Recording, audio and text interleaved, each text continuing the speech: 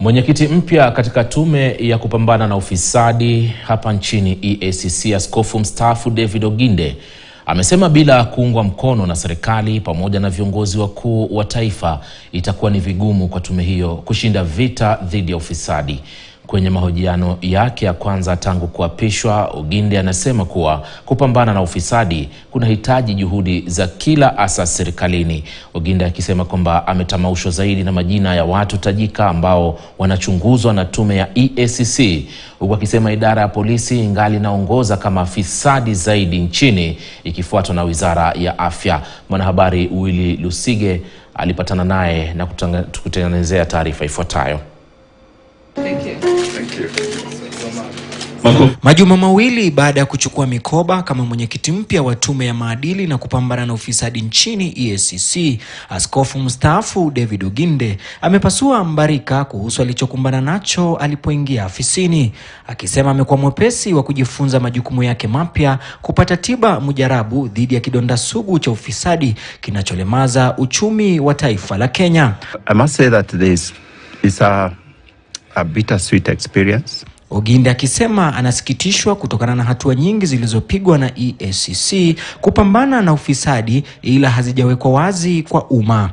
I've been very impressed by the looking at the records of accomplishments of the commission and some of the things that have been accomplished in the last few years. My concern was, why wasn't this told to the public?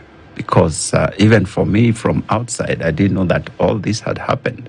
Akisema kinachomfanya kujikuna kichwa ni kesi za ufisadi zilizo mbele yake zinazohusiana na watu tajika wenye majina makubwa nchini, ila akiapa kilichompata mamba kiboko pia kitamfika, hata bagua wala kuchagua.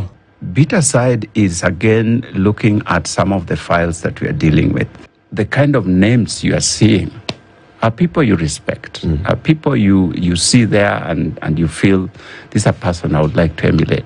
Nchini Kenya, idara ya polisi ngali inaongoza kama fisadi zaidi nchini ikifuatwa na wizara ya afya. Oginde akisema yupo tayari kuwakabili ipasavyo wahusika wote wa ufisadi. As we mentioned in the report, the health sector has been rated severally, not once, as the second most corrupt sector in Kenya. After the police. Kwa mujibu wa Oginde, tume ya EACC na mpango wa kutumia njia zilizotumika katika taifa la Singapore kukabiliana na ufisadi, ambapo hamna anayesazwa anapopatikana na kosa.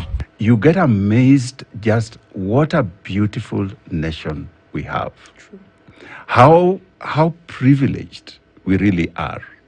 And yet how committed we are to destroying it.